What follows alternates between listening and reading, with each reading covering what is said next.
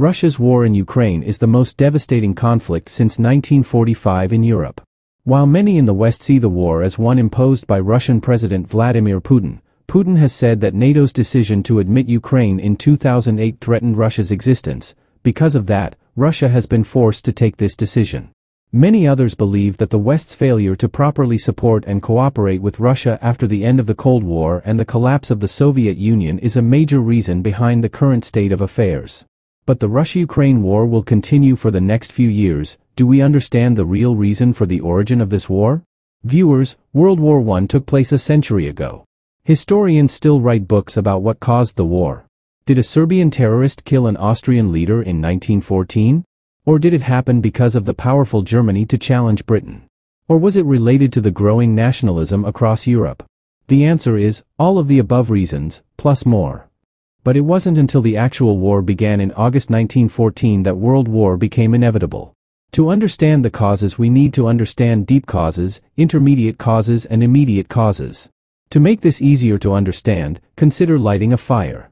Remember, stacking large piles of wood in one place means deep cause, sticks and paper were spread over it as intermediate causes and deschlai's stick was lit as immediate causes. But lighting a matchstick will inevitably burn the fire, not so. Because a gust of wind can extinguish the wood, or a sudden rain can wet the wood. Historian Christopher Clark wrote a book about the causes of World War I in 1914. The book is called The Sleepwalkers. There, he said, weak policy choices were an important factor in this disaster. Putin has repeatedly lamented the breakup of the Soviet Union and considered Ukraine an insignificant state due to its close cultural ties to Russia. Ukraine, on the other hand, was ungrateful. The 2014 Maidan coup ousted the pro-Russian government and deepened Ukraine's trade ties with the European Union. This infuriates Putin. There is no question that Putin lit the demure last February 24 by ordering Russian troops to attack. He probably believed, like the superpower leaders of 1914, that the Russian army would seize the Ukraine in a very short skirmish, just as the Soviet Union had quickly captured Budapest in 1956 and Prague in 1968. Their troops would quickly seize the airport and advanced tanks would occupy Kiev, oust Ukrainian President Zelensky and install a puppet government in Ukraine.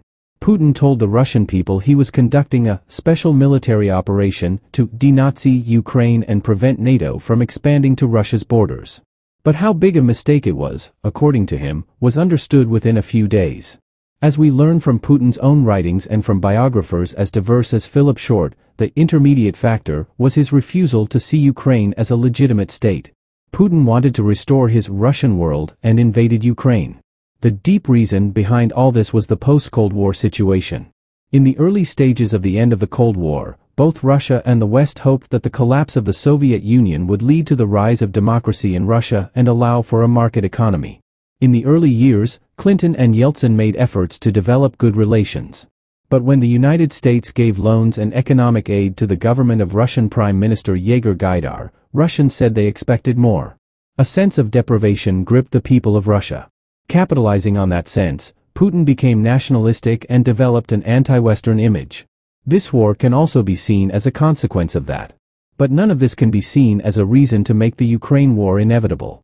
It has become increasingly possible over time. On February 24, 2022, Putin miscalculated and burned the stick of his country. That burning matchstick does not seem to be extinguished very easily.